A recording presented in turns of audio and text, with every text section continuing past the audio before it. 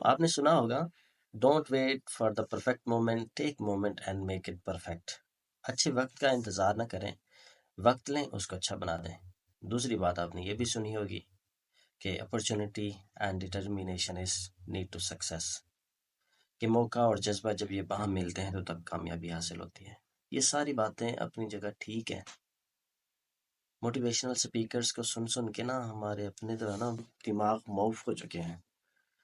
اب ہم سب کو نا شارٹلی امیر بننا ہے، شارٹ کٹ طریقے سے امیر بننا ہے، جلدی امیر بننا ہے۔ ہمیں بینک بیلنس، گاڑی، بنگلہ، ان چیزوں کے خواب دکھائے گئے ہیں، اور پھر ہم نے غریب نہیں رہنا، ہمیں امیر بننا ہے۔ اور پھر یہی ہمیں صرف ایک ایم دے دیا گیا، مقصد دے دیا گیا کہ یہی کامیابی ہے۔ کوئی شخص امیر ہو جائے نا تو کہا جاتا ہے یار اللہ پاک نے اس کا ہاتھ پکڑ لیا۔ لیکن اللہ پاک نے ہاتھ پکڑ لیا ہے تو صرف امیر ہونا ہی کامیابی تھوڑی نا ہے۔ کامیابی تو یہ ہے کہ ایمان کے ساتھ بندہ اس دنیا سے رخصت ہو جائے۔ مسلمان کی بات کر رہا ہوں، مسلمان کے لیے تو کامیابی سب سے بڑی یہی چیز ہے نا کہ بندہ ایمان کے ساتھ اس دنیا سے رخصت ہو جائے۔ اور پھر یہ تو ایک ضرورت ہے نا کہ بینک بیلنس، گاڑی، دولت، دنیا، یہ تو ضرورت ہے۔ ہمارا مقصد کیا ہے؟ قرآن پاک میں تو برسوں پہلے ارشاد ہو گیا، وما خلقت الجن والانس الا لیعبدون، ہم نے جنوں اور انسانوں کو اپنی عبادت کے لیے ہی پیدا کیا ہے۔ مقصد ہمارا عبادت کرنا ہے، رب تعالیٰ کو راضی کر کے اس دنیا سے جانا ہے۔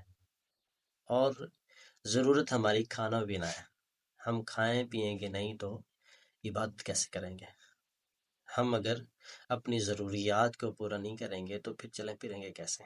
عبادت بھی نہیں ہو پائے گی، ظاہر نماز بھی نہیں پڑھی جائے گی۔ اس کے لیے اللہ پاک کو راضی کرنے کے لیے، اس مقصد کو حاصل کرنے کے لیے ہمیں ضروریات کو اپنانا پڑے گا، لیکن ضرورت کو ضرورت کی حد تک رکھیں، اور مقصد کو پانے کے لیے ہر ممکن کوشش کرنی چاہیے۔ اور یہ آج کل ہمارا بڑا المیہ بن چکا ہے کہ ہم نے ضرورت کو اپنا مقصد بنا لیا ہے، اور پھر جب ہم نے ضرورت کو اپنا مقصد بنایا ہے تو پھر بڑی خرابیاں آئی ہیں۔ اب دیکھیں، ضرورت کو مقصد بنانے کے بعد کتنی ڈکیتیاں بڑھ گئیں۔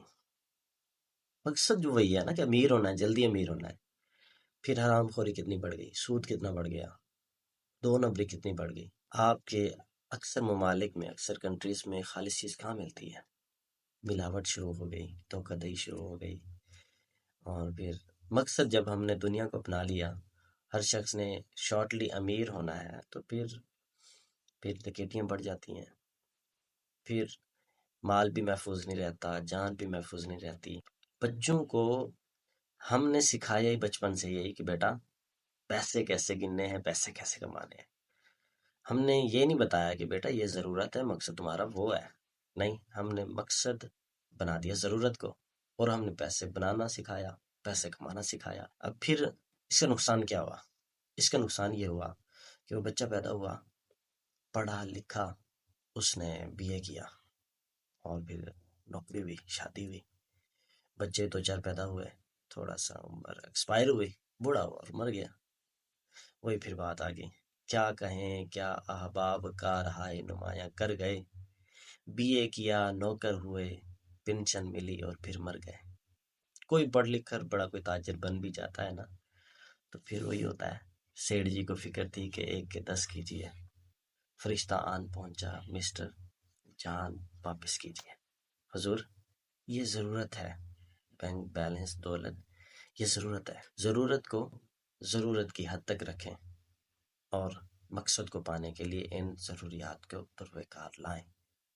اگر ہم ضرورت کو مقصد بنا لیں گے تو پریشان ہو جائیں گے، ضرورت کو ضرورت کی حد تک رکھیں گے تو مطمئن رہیں گے اور بے فکر رہیں گے، اور پھر ہمارے معاشرے کا ہر فرد خوشحال بھی ہوگا۔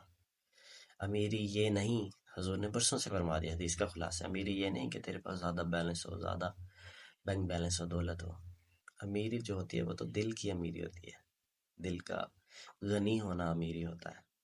وہ پیٹ تو نہیں بھرتا جتنی مرضی دولت آ جائے۔ حضور نے یہ بھی برسوں سے پہلے فرما دیا، برسوں پہلے فرما دیا کہ انسان کے پیٹ کو دنیا کی دولت تو کبھی نہیں بھر سکتی، اس کے پیٹ کو ایک ہی چیز بھر سکتی ہے، اور وہ ہے قبر کی مٹی۔